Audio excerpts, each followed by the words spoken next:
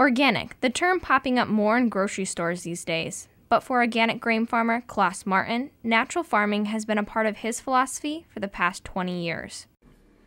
And I think history since has shown that a lot of these Band-Aid problems, insecticides, herbicides, fungicides, they were treating symptoms of a failed system. Klaas welcomed me to his home farm, Lakeview Organic Grain, so I could get a first-hand look. But his farm hasn't always been organic. Started out as a conventional farm. We were growing the same crops everyone else was. So the farm was using chemical spray and conventional grains like most other farmers at that time. But when it came time to spray, Klaas and his wife, Mary Howell, dealt with a reoccurring issue. Every spring, I couldn't wait to get done with spraying because I'd feel sick. And I'd get sicker and weaker and sicker and weaker, and I wouldn't start feeling better till I was done spraying. And after splitting the business with his brothers, the Martens decided it was time to find their niche market, which is where the philosophy of Klaas's grandmother came to mind. My grandmother actually was a contemporary of Rudolf Steiner, the creator of biodynamic agriculture. Which now we're realizing that had an impact, because a lot of the things I read when I started studying organic came back to things that she had told me. Klaas's grandmother observed the shift from natural farming to modern agriculture while in her small German village. Like saying when we use a synthetic input, it has a response. The simple in reductionist science, we're just looking at what is that response. She was stepping back and saying it's having other effects. We're measuring one response, yield, but we're missing that it has dozens of other effects. And she saw that the bigger picture was we were looking at one effect and missing most of them. Taking this wisdom, Klaas and Mary Howell made the switch to becoming fully organic in 1993. We're not turning the clock back to 1930. We're going back to when there was a fork in the road and taking a different path. Klaas focused on the concept of soil diversity. A handful of soil has more biodiversity than a square mile above soil. With great detail, he explained how the succession of species rules the composition of soil. If left unattended, a plot of land will change its group of species until it reaches a final climax crop, like a plot of oak trees. Each group of plants changes the soil to make it the best adapted environment for a different group of plants. And a trade-off between the soil and the crop then appears. The microbes that the plant's feeding are giving the plant something back in return that it needs. They're mineralizing the fertility in the soil. It's actually a much more vibrant living ecosystem between what we see. Therefore, Klaas discovered that a crop rotation is an ideal environment to create a healthy soil adaptation for each type of grain or crop he wanted to grow, especially for his grains. With grains, it's more about the soil health. The need for pesticides, quote need, is usually the response to an imbalanced ecosystem. This type of proactive farming was a lot different than the reactive farming dominated by pesticide use. In the past, the solution would have been to find a way to kill the nematode, find a way to kill the fungus. But what we were doing, if we killed that, what else were we killing?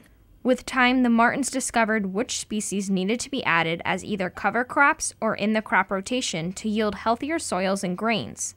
The list of organic products has now grown. Number 1 acreage would be spelt. Number 2 acreage would be corn, then soybeans, then would come wheat, barley, dry beans, alfalfa, buckwheat, sorghum, oats, rye, emmer, einkorn. We do grow some mustard for seed. We grow some flax, cabbage.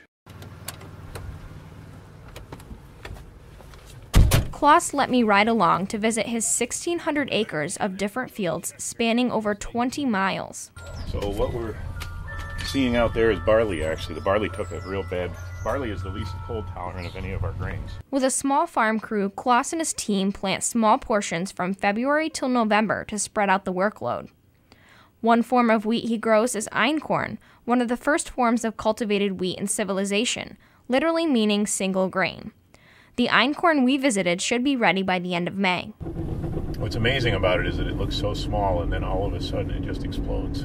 He also grows modern wheat, emmer wheat, and spelt, a hulled wheat. This is mostly spelt. The spelt really looks poor because it's the last one to break dormancy. By now, normally barley would be lush and a foot high, but it just took such a burn. By visiting the various fields, I got to see the difference in each and their part of the overall system. Klaas says this is best noticed by just your nose. This diverse soil comes through in flavors. It smells alive, and it's one of my oldest memories is my father plowing, and he didn't use many chemicals. He had a good rotation, and it was gone when we used chemicals. Then when we started farming organically again, it was back. And his customers have noticed this flavor as well. The Martens have expanded their market further with the purchase of the local mill in Penn Yan to process the grains. While selling organic feed to organic dairy farmers locally, Klaas also sells a lot of grain to New York City markets for bakery and restaurant use. But at home, it is his wife who experiments the most in the kitchen with the grain's potential. And she's combining 2 or 3 or 4. It's like an artist would combine colors.